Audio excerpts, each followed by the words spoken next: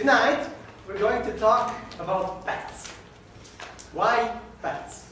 Well, at the beginning of this year, in January, me and my girlfriend decided to buy a puppy husky. Her name is Calypso. And right now she's 9 months old, and sometimes she's a real pain in the ass. When she's not a pain in the ass, she's the most adorable little puppy you can ever see.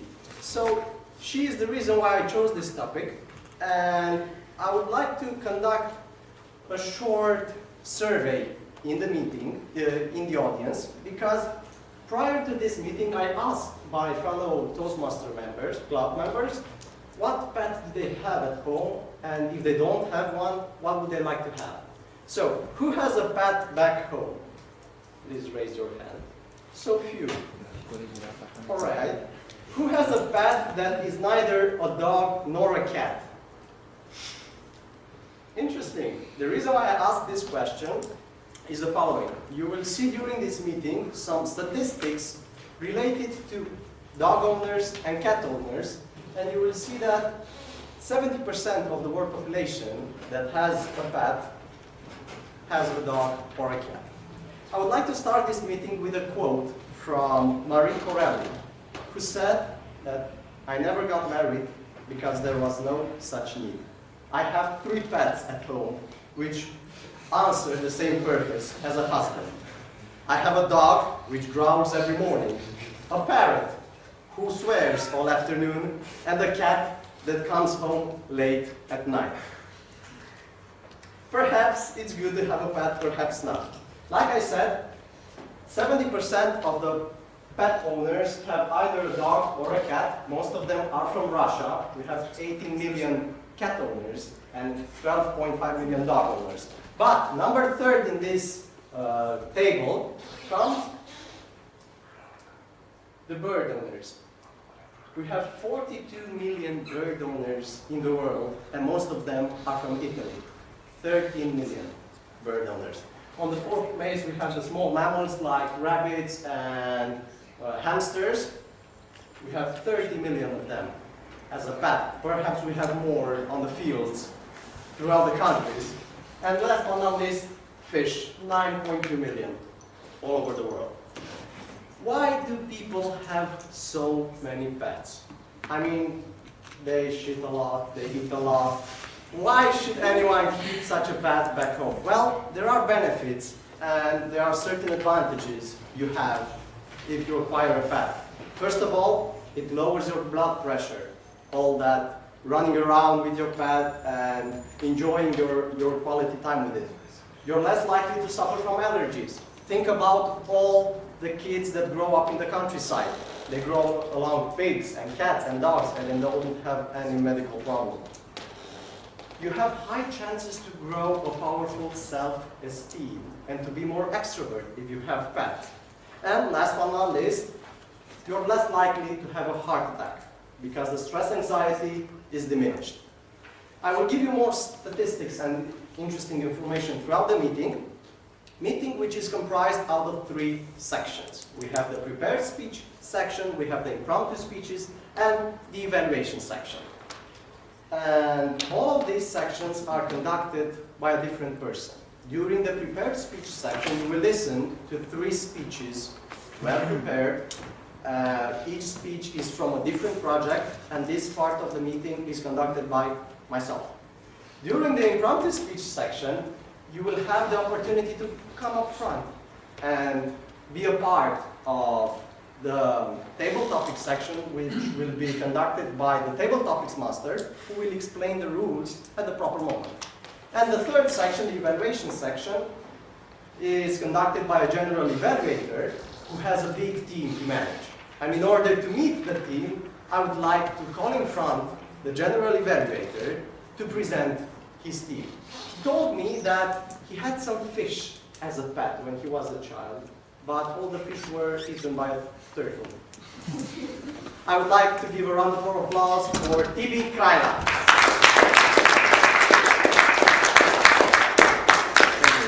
Usually, pet owners consider pets as a part of their family, as their 5th child from a 4-member family. when they decide to buy a pet, they do strange things. For example, 36% of dog owners give their puppy a present when it's his birthday. 20% of cat owners do the same thing. They do something similar at Christmas. 63% of dog owners and 58% of cat owners buy presents for their pets at Christmas. 9 out of 10 pet owners consider their pets as a part of their family. They eat together and they sleep in the same room, probably. 63% of dog owners and 37% of cat owners decide to buy a car and a house considering the fact that they have a pet, and that influences a lot their decision. Now, I want to ask you a question. What do you think is the most expensive pet in the world when we are talking about food and medical care? What do you think is the most expensive? Is it a dog, a cat, a tiger, an elephant? What do you think? Come on, give me some opinions. A dog. What kind of dog? Small. Small one. Small and penguin. Okay, other opinions? Cats. Okay, the most expensive pet is a Rottweiler. And you have to pay $567 a year for medical care and food. And the list goes on with the Bernese Mountain Dog, the Siamese Cat, the Great Dane, and so on. All the first top 10 pets go until $250 a year. So you should take into consideration that amount of money if you decide to buy a pet and take good care of it. Otherwise, you could invest less money in the pet and it would probably die or something like that. When I asked my fellow Toastmaster club members, what is your favorite pet? Most of them said dogs. So I brought up some statistics about dogs, some interesting statistics. 61% of pet owners that are women tell their problems to their dogs. And 31% feel their dog is a better listener than their partner.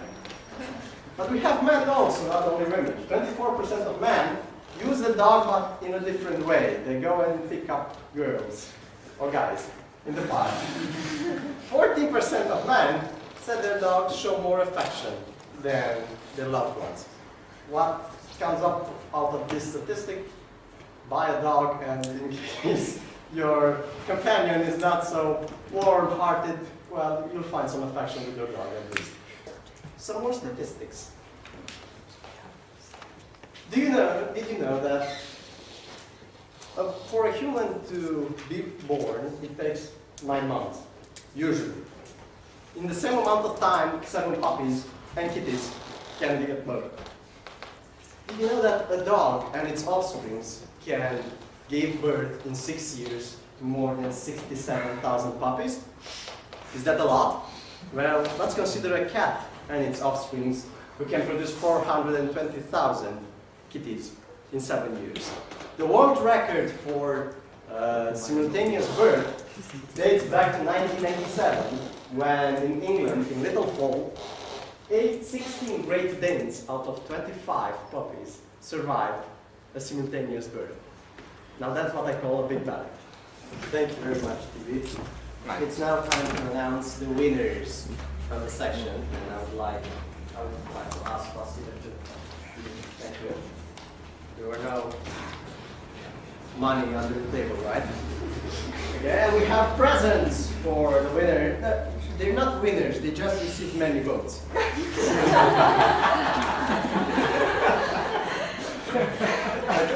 So, the person who received the most votes at the prepared speech section is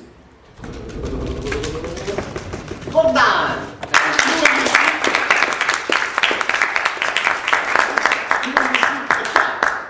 A special kind of cat, a Kit Kat.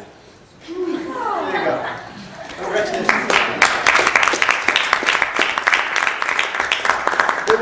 The person who received the most votes at the impromptu section is Adela.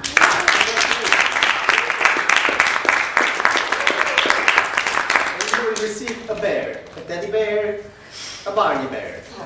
Here you go. Congratulations. And the most votes at the evaluation section goes to Diana!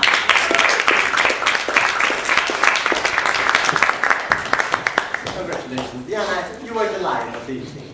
Thank you. And now, before I will return the control to our president, our beloved president, I would like to tell you what's her favorite pet. It's a white cat that has a black tail and that used to wait for her in the bus station every day. I want to thank you all for being here, for being such a nice audience. And before I go, I would like you to remember a quote by Alfred Bontapel. He said, "Animals are reliable, many full of love, true in their affections, predictable in their actions, grateful and loyal. Difficult standards for people to live up to." Raluca, please. Thank you all.